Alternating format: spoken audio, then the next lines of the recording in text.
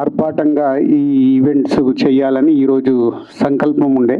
పోతే ఇందాక ఎండి గారు చెప్పినట్టు ఆ ఇన్సిడెంట్ వల్ల ముందుగా సింపుల్గానే చేస్తూ ఈ రోజు నుంచి జ్యూరీ వారు సినిమాలు చూసి వాళ్ళు మే ఎండ్ కల్లా జ్యూరీ నుంచి ఏదైతే 2024 తెలుగు సినిమాల్ని ఫైనల్ చేసి GTFAకు ఇస్తే ఫైనల్గా June 14th రోజు ఈ గద్దార్ తెలంగాణ ఫిలిం అవార్డ్స్ని పెద్ద ఎత్తున చేయడానికి ప్లాన్ చేశాం. సో దానికి డిప్యూటీ సీఎం గారు బట్టి విక్రమార్క గారు, అలాగే ఫిల్మాటోగ్రఫీ మినిస్టర్ కోమటిరెడ్డి వెంకటరెడ్డి గారు, సో వాళ్ళ ఆధ్వర్యంలో స్టేట్ గవర్నమెంట్ సీఎం గారి ఇన్స్ట్రక్షన్ మీద చాలా గ్రాండియర్గా చేయాలని ప్లాన్ చేస్తున్నాం.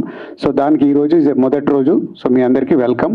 సో మీరు 2024 నిజాయితీగా మీరు మీ జ్యూరీ మెంబర్స్ సెలెక్ట్ చేసిన సినిమాలకి అవార్డ్స్ వచ్చేలాగా ప్లాన్ చేద్దాం. Thank you.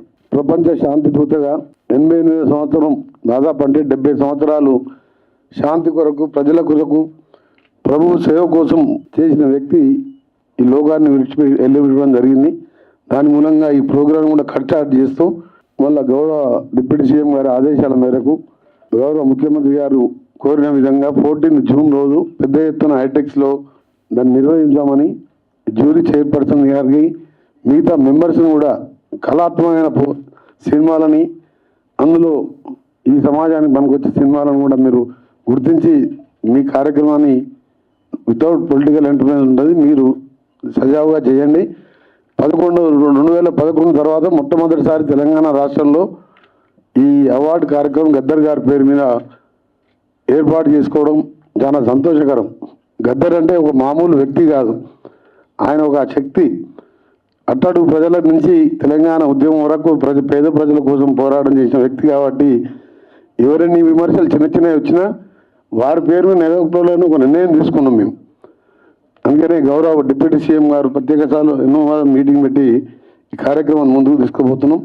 తప్పకుండా మనం 14 ప్రోగ్రాం సక్సెస్ చేసుకొని ఇక ముందు కూడా తెలుగు చలనచిత్ర రంగాన్ని హైదరాబాద్లో అన్ని విధాలుగా ప్రోత్సహించడానికి మా ప్రభుత్వం సిద్ధంగా ఉందని తెలియజేసుకుంటూ మరొకసారి ఫ్రాన్సిస్ గారికి నివాళులు అర్పిస్తూ ప్రభు ఆశ వారికి ఆత్మకు సంతృప్తి కలవాలని కోరుకుంటూ ముఖ్యంగా ఉంటాయి.